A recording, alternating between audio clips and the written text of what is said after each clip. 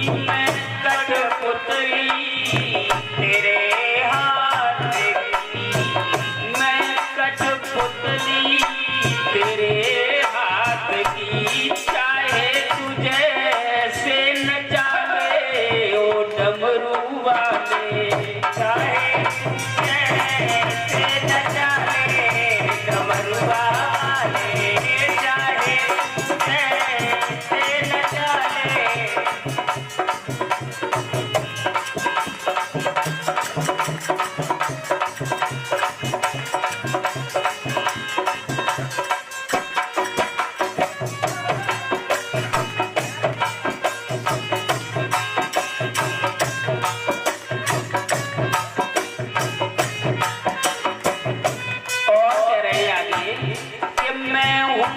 डमरू तेरे हाथ का, मैं हूँ डमरू तेरे हाथ का, चाहे तुझे से बजा ले ओ डमरू वाले, जीवन है तेरे हमारे डमरुआ वाले, ओ जीवन है तेरे हमारे डमरुआ वाले।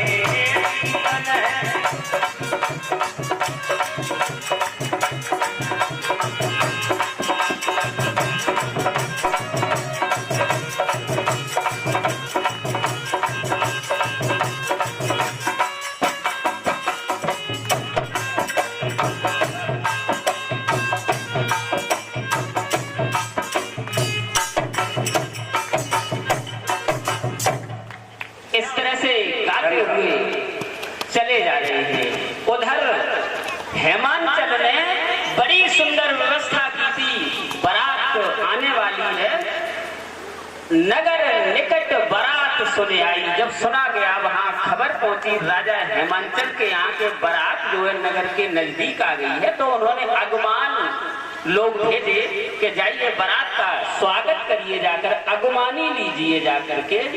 तो अगुमानी वाले जब चले तो वहां सबसे पहले विष्णु भगवान को देखा, बड़े खुश हुए। परीक्षित महाराज विष्णु भगवान को देख के बड़े खुश हुए, कितनी सुंदर बारात है। ब्रह्मा जी को देखकर बहुत खुश हुए, कितनी सुंदर बारात है। अन्य देवताओं को देखकर खुश हुआ, लेकिन कि शिव समाज जब देखन लागे, पीछे से भगवान शिव का जब समाज आ गया तो बिडर चले वाहन सब भागे। जब भगवान शिव की बारात आई तो उनके जो घोड़े थे, हाथी थे, वो सब बिदक बिदक के भागने लगे, क्योंकि वे भूत प्रेत जो उनके साथ थे वो भी तो उन्हें डर पा रहे हाथी घोड़ों को। तो क्या करें, सब बिदक बिदक कर भागे। रथ वालों से घोड़े कंट्रोल नहीं हो रहे हैं, नाली खाई खंडक का ध्यान छोड़ मनमानी गति पर चलते हैं। घोड़े ये नहीं देख रहे हैं रथ में जुटे हुए कहाँ खाई है कहाँ खंडक है, अपनी मनमानी गति से भाग रहे हैं। वो रोक रहा है सारथी, लेकिन नहीं रुकते। बच्चों ने देखी जब बारात को भागे, जब भागे घर पहुंचे तो माता पिता ने कहा, बेटा क्या बात है, इतने बदहवास क्यों हो? तो बच्चों ने कहा, चुप रहो चुप रहो, पहले तो गेट बंद करो, गेट बंद करो। अगर कोई भूत प्रेत घर में आ गया तो फिर खैर नहीं। क्यों भूत प्रेत क्यों आ जाएंगे घर में बेटा? गेट बंद नहीं, नहीं पहले गेट बंद। गेट बंद किया। बच्चे जब शांत हुए, अब बताओ। उन्होंने कहा, देखो जो बारात है वो बारात नहीं है, क्या है कि जम कर धार किन्हों बरियाता। जो दूल्हा आया है वो पूरा यमराज है, उसके साथ प्रेत और भूत हैं, वो सब इस नगर को खा जाएंगे। और इस बारात को ये विवाह देखते हुए अगर कोई जीवित बचा रहे तो उसके समझो बहुत बड़े भाग्य, उसने कोई बड़ी तपस्या की होगी। तो घर घर बात असलर कन कही, बच्चों ने अपने अपने घर में ऐसी बात बताई। माता पिता ने कहा, धैर्य रखिए, कोई बात नहीं, भगवान शिव है, कोई लीला होगी। क्योंकि अटपटी लीलाएं हैं भगवान शिव की, उन्हें शांति दी। बारात जन्माशय में जब पहुंचती है तो पार्वती जी की माता आरती, दूल्हे की आरती लेने के लिए आती हैं। सबसे पहले विष्णु जी बैठे, नारद जी साथ में चल रहे हैं। पार्वती जी की माता के साथ में चल रहे हैं नारद जी, क्योंकि मीडिएटर भैया मझिया तो नारद जी ही है, शादी तो उन्हें नहीं करेंगे, वो साथ में चल रहे हैं। तो सबसे पहले भगवान विष्णु बैठे हैं। तो पार्वती जी की माता मैना ने कहा, यही है मेरी बेटी के दूल्हा। उन्हें लगा इन्हें होना चाहिए कि जिस तरह मेरी बेटी सुंदर है उस तरह ये भी सुंदर है, तो क्या नारद जी मेरी बेटी के दूल्हा यही है? नारद जी ने कहा नहीं, चलिए आओ अभी तो मेरे पीछे। उसके बाद ब्रह्मा जी बैठे, बड़े सुंदर रूप है। उन्हें लगा, उनकी माँ को लगा, मैना को, कि ये तो होने ही चाहिए परीक्षित महाराज, क्योंकि मेरी बेटी जिस तरह से सुंदर है ये भी है। तो मैना ने कहा नारद जी क्या यही है? नारद जी ने कहा नहीं, चलिए आओ पीछे आओ। पीछे और चले, आगे बैठे हैं इंद्र भगवान, बड़े सुंदर रूप में है। तो मैना को लगा ये तो होंगे ही। उन्होंने कहा नारद जी क्या यही है मेरे बेटी के दूल्हा? उन्होंने कहा नहीं, चलिए आओ मेरे पीछे आओ।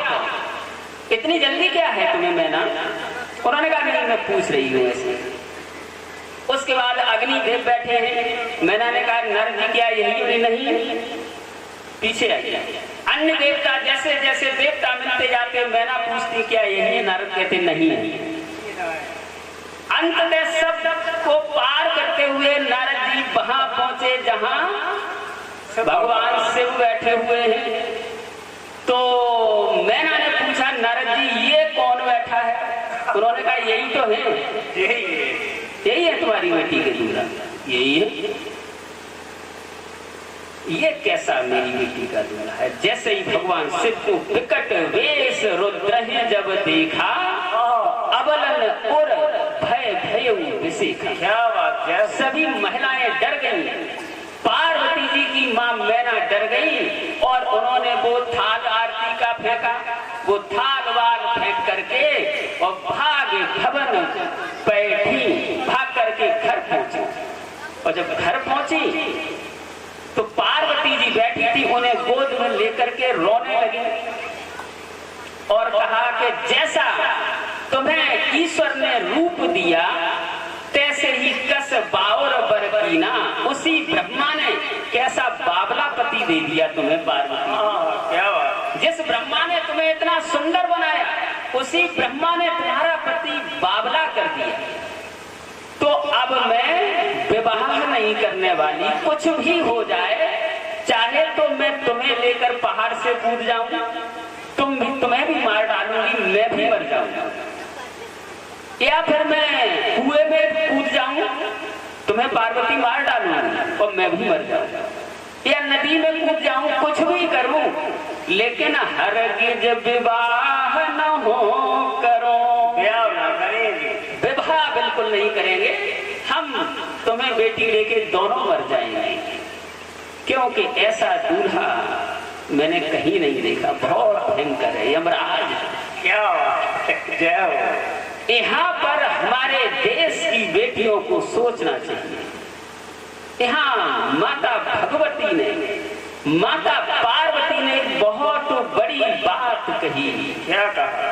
अपनी माँ से नहीं बिकल और बिलो की भवानी, बोली जुत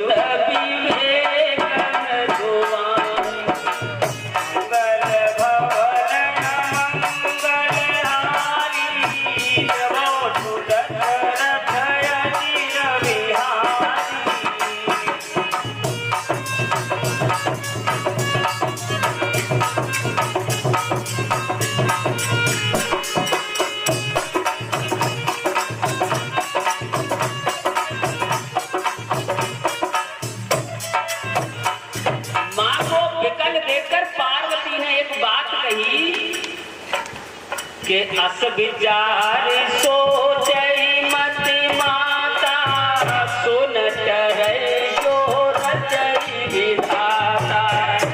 विचार सोचई मति माता सुन टरै जो रचई विधाता।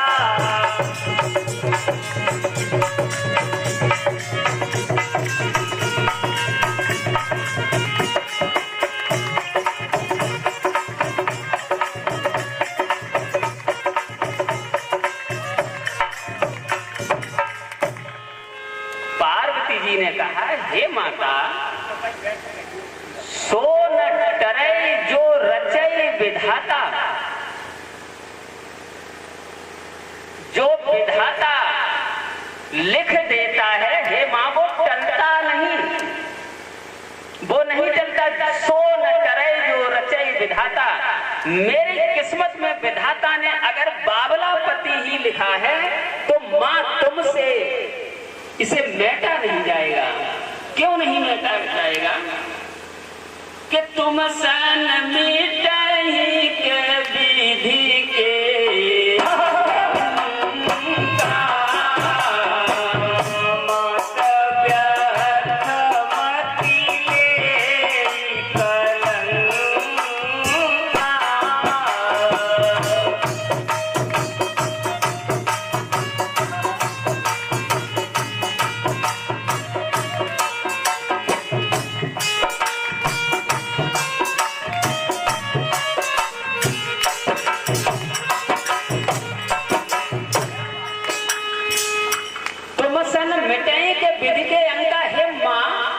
मुझे लेके पहाड़ से नीचे कूद जाओगी, तुमका ब्रह्मा जी का लिखा हुआ अमिट कर दोगी। अगर अभी मुझे मार डालोगी तो अगले जन्म में भी मुझे बाबला ही मिले, वो भी मार डाले